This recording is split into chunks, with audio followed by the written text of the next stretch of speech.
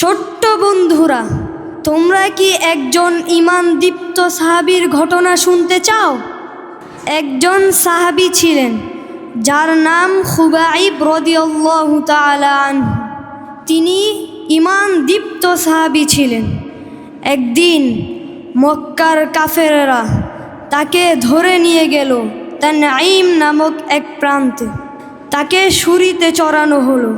তাকে তীর আর তলোয়ারের আঘাতে আঘাতে রক্তাক্ত করে ফেলল, ছিন্ন ভিন্ন করে ফেলল।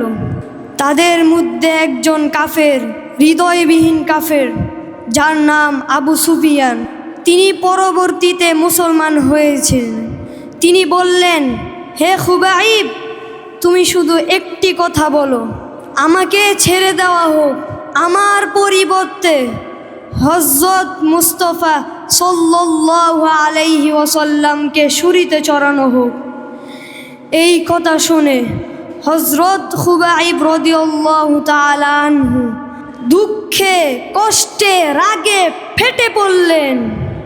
হযরত খুবাইব রাদিয়াল্লাহু তাআলা আনহু বললেন, রে মুশরিক, তোদের কত বড় স্পর্ধা! আমাকে ছেড়ে দেওয়া হোক, আমার পরিবর্তে হযরত মুহাম্মদ সাল্লাল্লাহু আলাইহি ওয়াসাল্লামকে ছুরিতে চড়ানো হোক। তা তো অনেক দূরের কথা।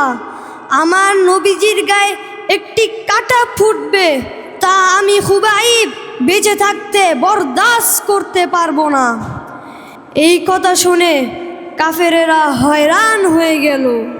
ছোট্ট বন্ধুরা, আমরা এই ঘটনা থেকে কি শিক্ষা পেলাম?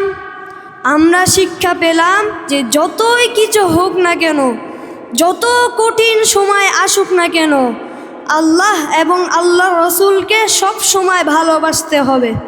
আসসালামু আলাইকুম ওয়া রাহমাতুল্লাহ।